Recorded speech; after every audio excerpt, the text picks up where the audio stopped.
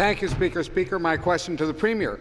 Last year, this government insisted there would be no cost to cancelling renewable energy projects like the White Pines wind farm. To quote the then government House Leader, quote, "We put in a plan, a procedure that is going to deal with this wind farm project without costing the taxpayers." In the public accounts for the Ministry of Energy, there is a strange little entry. It shows the government spent $231 million on some undetailed quote-unquote other transactions. Will the Premier confirm that this $231 million represents the cost of cancelling about 750 renewable energy contracts last year? Questions addressed to the Premier. Associate Minister of Energy. Referred to the Associate Minister of Energy. Thank you very much, Mr. Speaker, and thanks to my colleague for his question. We thought maybe one would be coming at some point. Mr. Speaker, I want to be very clear right from the outset that this municipality was an unwilling host from day one. They did not want the turbines, and we did the right thing. The member from the Bay of Quinte from day one said they did not want it, and they would not have one there. At the end of the day, our government has been very clear, Mr. Speaker, that it would act to cancel any unnecessary contracts.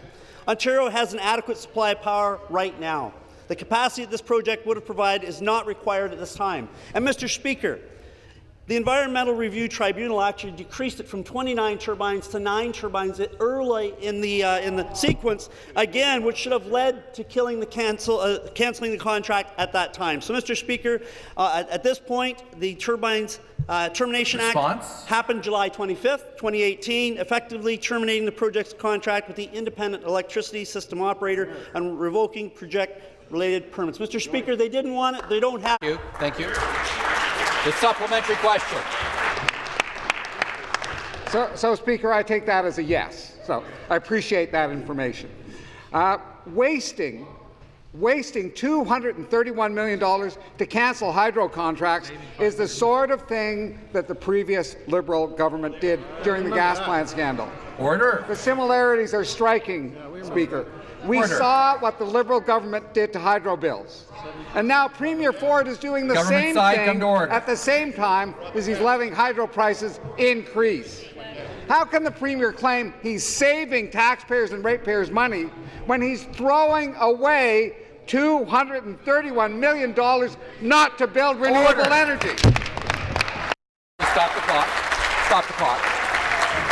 Stop the clock.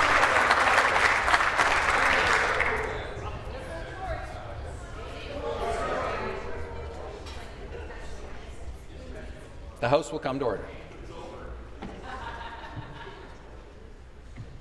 Restart the clock. The Associate Minister of Energy to reply. Thank you very much, Mr. Speaker.